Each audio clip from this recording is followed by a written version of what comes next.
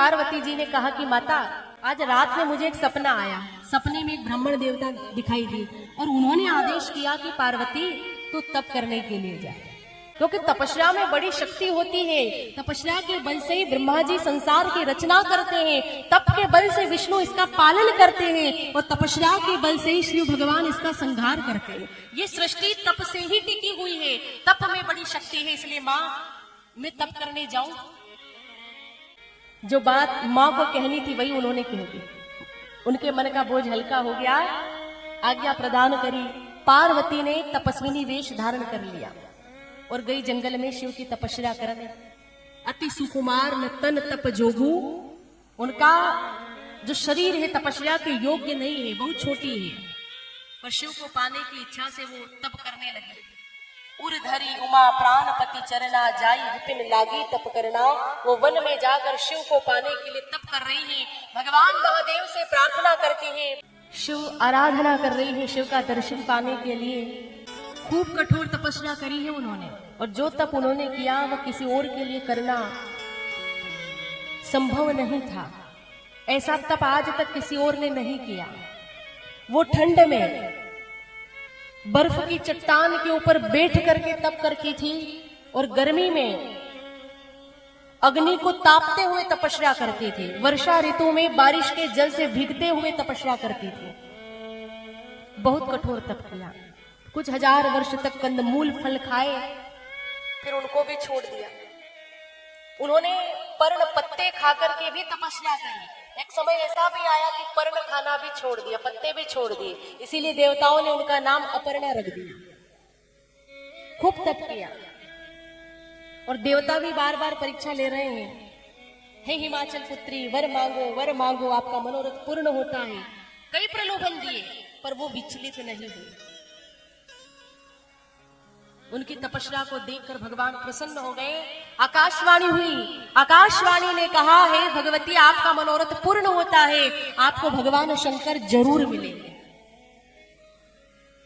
अब आपको तपस्या करने की आवश्यकता नहीं है। दे दिया वरदान। पार्वती जी को वर मिल गया, शिव मिलेंगे। अब इधर शंकर जी का क्या हुआ? बाबा जी कह रहे हैं कि सती की कथा तो सुना दी मैंने, उमा चरित्र सुंदर में गावा, उमा का चरित्र तो सुना दिया, पर शिव का क्या हुआ? जब से सती ने देह को जलाया था ना, तब से भगवान महादेव शंकर भ्रमण करते रहते थे। खूब भ्रमण किया उन्होंने, फिर लगा बहुत घूम लिया, तो एक जगह बैठ करके ध्यान करने लगे, समाधि में। वो समाधि में डूबे। भगवान राम उनके सामने प्रकट हुए। राम जी ने उनको जगाया। शंकर जी बड़े प्रसन्न हुए, प्रभु आप, प्रणाम किया, क्या आदेश है? राम जी ने कहा कि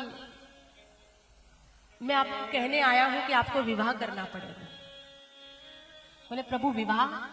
राम जी बोले हाँ, आपका पहले विवाह हुआ था ना सती के साथ में, उनसे भूल हुई, आपने त्याग दिया, पिता के घर जाकर वो जल गई यज्ञ में। उनका पुनर्जन्म हो गया है पार्वती के रूप में, और खूब तप किया उन्होंने। और उनकी तपस्या को देखकर मैंने वरदान भी दे दिया कि आपको शिवजी मिलेंगे। तो अब मैं आपके पास ये याचना करने आया हूं कि आप विवाह करने के लिए हाँ कर देना। राजा हिमाचल निमंत्रण भेजे तो मना मत करना, आपको विवाह करना पड़ेगा, क्योंकि मैंने उनको वचन दे दिया कि शिवजी आपको मिलेंगे, तो आपको विवाह करना पड़ेगा। शिवजी बोले प्रभु अब मैं विवाह करना नहीं चाहता, मेरी कोई इच्छा नहीं। राम जी बोले नहीं, विवाह तो आपको करना पड़ेगा। शंकर जी से योगी को राम जी आग्रह करके कह रहे हैं कि विवाह करना पड़ेगा। और क्यों? तो कारण भी बताया कि अगर आपने विवाह नहीं किया तो कार्तिक स्वामी का जन्म नहीं होगा, और कार्तिक स्वामी का अगर जन्म नहीं हुआ तो संसार में जो तारकासुर नामक दैत्य उत्पन्न होगा, असुर, उसको कौन मारेगा? इसलिए आपको विवाह करना होगा। आप विवाह करेंगे तभी कार्तिकेय का अवतार होगा। योग्य पुत्र के लिए योग्य माता पिता भी तो चाहिए। आजकल कई दंपति कहते हैं हमारे यहाँ योग्य संतान उत्पन्न क्यों नहीं होती, तो उसका कारण यही है कि उनका दाम्पत्य उतना अच्छा नहीं होगा। अगर योग्य संतान चाहिए तो दंपति को भी तो योग्य बनना पड़ेगा। फसल तभी अच्छी पैदा होगी जब भूमि अच्छी होगी। माता पिता का आचरण, पति पत्नी का आचरण अगर दिव्य होगा तभी उनके घर श्रेष्ठ संतान का जन्म होगा। इसलिए दंपति को अपने जीवन पर ध्यान देना चाहिए। उनका जीवन कैसा है, क्या वे ऐसा अच्छा आचरण कर रहे हैं, ऐसा उनका जीवन है कि उनके घर योग्य संतान का जन्म हो। और दंपति ये कर सकते हैं, अगर वो चाहे तो अच्छा कर्म करके अपने घर साक्षात भगवान को भी प्रकट कर सकते हैं। क्या नहीं कर सकते भाई, भगवान भी अगर जन्म लेंगे तो माता पिता ही तो ढूंढेंगे, बिना माता पिता के उनका जन्म कैसे होगा। राम तभी आए ना जब दशरथ कौशल्या जैसे माता पिता मिले। आज भी प्रभु अवतार लेने को तैयार हैं, पर कोई योग्य माता पिता मिले तब ना। तो जीवन कम से कम ऐसा बनाओ कि आपके यहाँ किसी महान संतान का जन्म हो सके। कोई योग्य अवतारी पुरुष, कोई संत, कोई ऋषि जिसका आचरण दिव्य हो, जो श्रेष्ठ हो, ऐसे संतान का जन्म हो सके। भगवान रामचंद्र जी शंकर जी से कह रहे हैं आपको विवाह करना पड़ेगा। अब ये स्वामी है, उनके मना कैसे करें। ठीक है प्रभु, आपका आदेश, आपकी आज्ञा में सिर पर धारण करता हूं। राम जी अदृश्य हो गए और शंकर भगवान ने कह दिया ठीक है। इन्होंने पहले परीक्षा करवाई है सप्त ऋषियों के द्वारा। सप्त ऋषियों का आगमन हुआ, भेजा उनको, जाओ अब जाकर के पार्वती की परीक्षा करो। राम जी ने कहा कि मैं विवाह करूं तो पहले आप परीक्षा ले लो उनकी, जाओ आप। तो सप्त ऋषि भेष बदल करके पार्वती जी के पास गए। वो तपस्या में मग्न है, ऐसा रूप उनका मानो साक्षात तपस्या ही बैठी हो। जाके दूर से मन ही मन प्रणाम किया और फिर जाकर बोले कि इतनी छोटी आयु में तुम यहाँ किसकी तपस्या कर रही हो, कौन हो तुम, क्यों आई हो यहाँ पर, क्या पाना है तुम्हें। तो वो बोली कि अगर मैंने आपको ये बता दिया कि मैं यहाँ क्यों आई हूं, मुझे क्या चाहिए, तो आप मेरा मजाक करेंगे। वे बोले आप क्या कहना चाहते हो। पार्वती जी बोली महाराज मैं हिमाचल पुत्री हूँ, मैं पर्वत की पुत्री हूँ, और पर्वत में जैसी दृढ़ता होती है ना वैसी दृढ़ता मेरे अंदर भी है।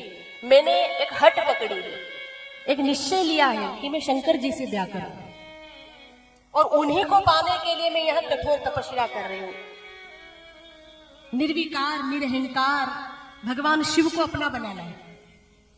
ये बात सुनकर ऋषि हंसने लगे, बोले तुम क्या कह रही हो, तुम शिव को पति बनाना चाहती हो, और ऐसा ज्ञान तुमको किसने दिया।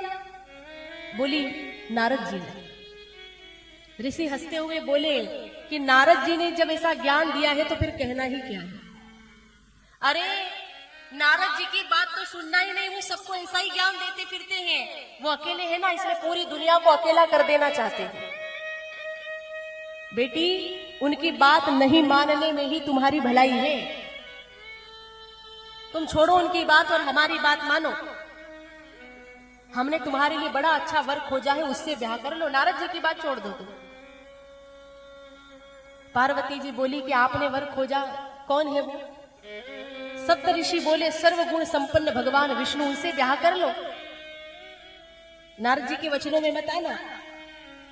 पार्वती जी कहने लगी महाराज आप कहते हो कि मैं नारद जी के वचन छोड़ दूं, तो आप सुन लो, वो मेरे गुरु हैं। मेरा घर बसे तो बसे, उजड़े तो उजड़े, मुझे कोई परवाह नहीं, पर मैं मरते दम तक भी नारद जी के वचन नहीं छोड़ू। वो मेरे गुरु हैं। देखो कितनी श्रद्धा गुरु के वचन पर, उनके वचन नहीं छोड़ू। हाँ उनसे पहले आप मिले होते तो आपकी बात मानते। और आपने कहा कि विष्णु सर्वगुण संपन्न महादेव अवगुण के भंडार।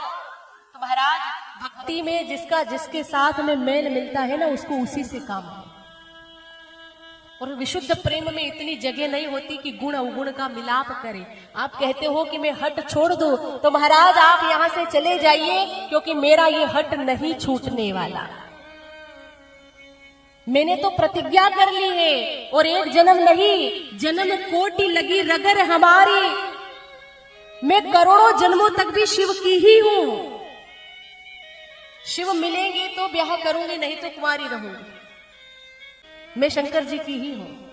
और जब दृढ़ निर्णय देखा, सप्त ऋषि प्रसन्न हो गई, जगदम्बा को प्रणाम किया, जयकार किया और कहा, भगवती आप हमारी परीक्षा में सफल हुई, आपका मनोरथ अवश्य पूर्ण होगा। अब आपको तप करने की जरूरत नहीं, आपके पिताजी अब आपको बुलाए तो आप घर चली जाना, अब तपस्या की आवश्यकता नहीं है। प्रसन्न मन से उन्होंने प्रणाम करके विदा ली और जाकर शंकर जी को बताया। फिर शंकर जी भी आए, उन्होंने भी खूब परीक्षा करी और बाद में फिर उनसे विवाह किया था।